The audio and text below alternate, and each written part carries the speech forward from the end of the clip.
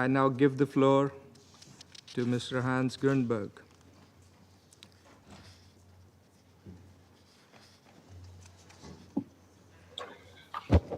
Thank you, Mr. President.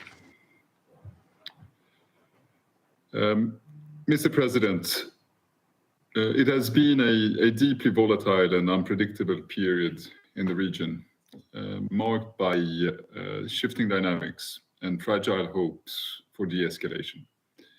We all welcome the ceasefire between Iran and Israel, hoping it would create the space needed for diplomacy to regain momentum, including in Yemen.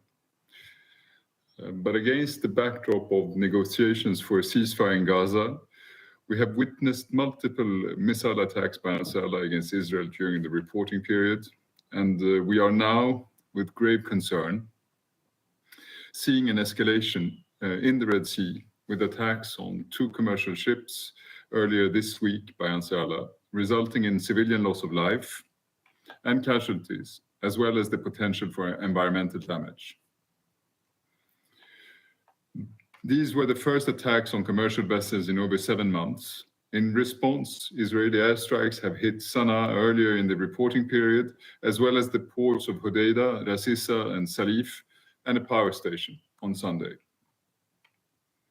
Freedom of navigation in the Red Sea must be safeguarded, and civilian infrastructure must never become target of conflict. Above all, Yemen must not be drawn deeper into regional crises that threaten to unravel the already extremely fragile situation in the country. The stakes for Yemen are simply too high. Yemen's future depends on our collective resolve to shield it from further suffering and to give its people the hope and dignity they so deeply deserve. Mr. President, whilst by and large the front lines in Yemen continue to hold, the situation remains fragile and unpredictable.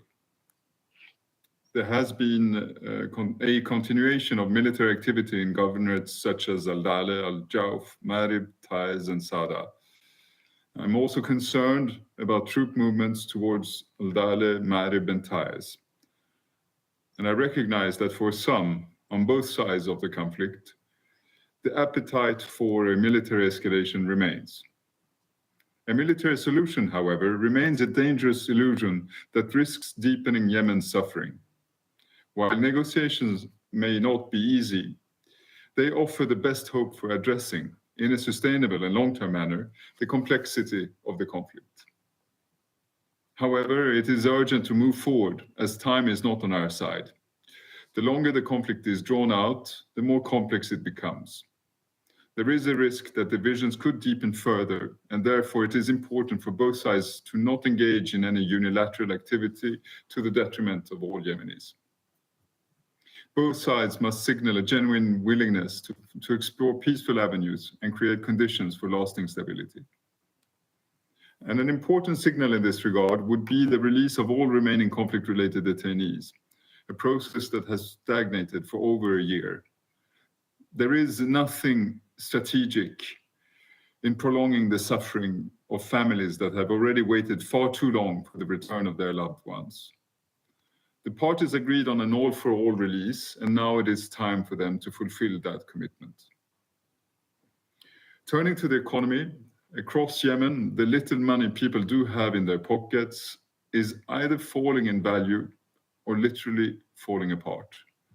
Concern among citizens and across the private sector over the dire countrywide economic situation is increasing.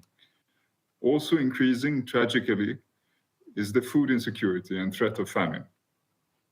The economy has, in effect, become the most active frontline.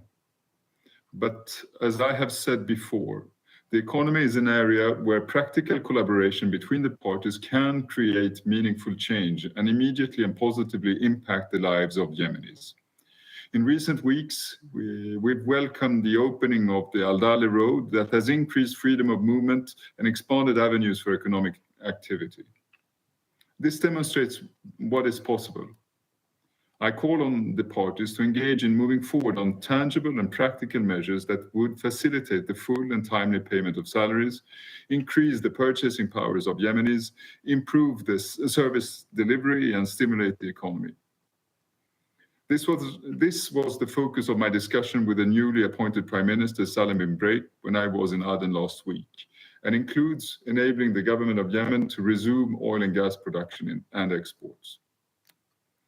Mr. President, in the coming months, a positive shift towards greater stability in the region would certainly be welcome and could create an environment for Yemen to move forward. But this cannot be a precondition for change.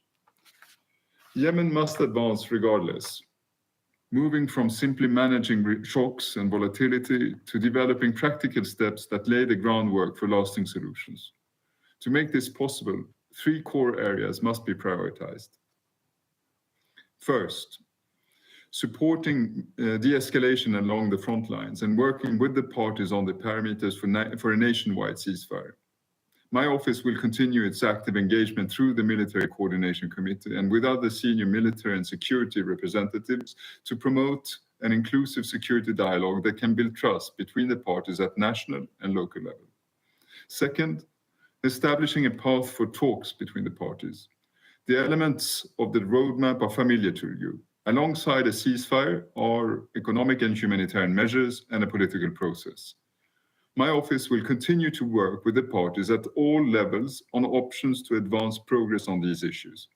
We will also continue expanding our engagement to ensure the broader concerns and aspirations of the Yemeni people are heard and reflected. Third, I will continue to work with the region and international community on the broader security guarantees that are needed, including on freedom of navigation in the Red Sea. First and foremost, Yemenis need to have confidence in any agreement reached. The region and international community, however, also need to have confidence that their concerns are met. This is how we build a durable support structure for a negotiated settlement. Mr. President, within Yemen, civil society and their ability to effect change will also be an important part of that support structure. When I was in Aden, I met with a diverse group of women political representatives, civil society leaders, and grassroots activists.